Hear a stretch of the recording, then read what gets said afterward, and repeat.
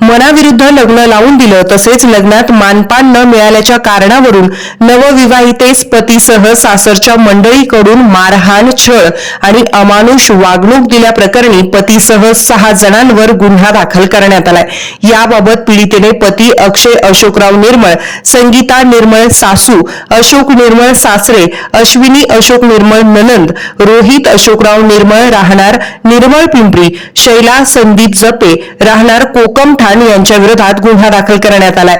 दिलेल्या फिर्यादीत म्हटलं आहे की शिर्डी येथे 16 मे 2025 रोजी मोठ्या थाटामाटात लग्न झालं। सुरुवातीच्या एका महिन्यानंतर विवाहितेला काही दिवसातच पती आणि त्यांच्यासह सासरच्या मंडळीने लग्नात मानपान मिळाला नाही, चांगलं लग्न करून दिलं नाही, 2 तोळे सोनं घातलं नाही, तुझे वडील काही कामाचे नाही असे म्हणत मानसिक त्रास आणि प्रसंगी मारहाण देखील करण्यात आली।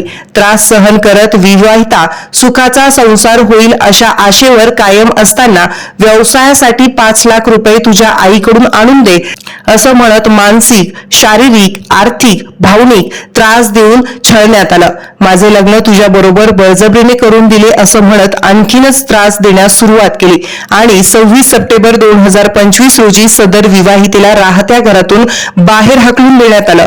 त्यामुळे पीडितेने संभाजीनगर कौटुंबिक न्यायालयात महिला घरगुती हिंसाचार पासून संरक्षण कायदा कलम अन्वये तक्रार भारतीय न्याय संहिता कायद्यान्वये 144(1) अन्वये वरील 6 जणांविरुद्ध गुन्हा दाखल केला आहे।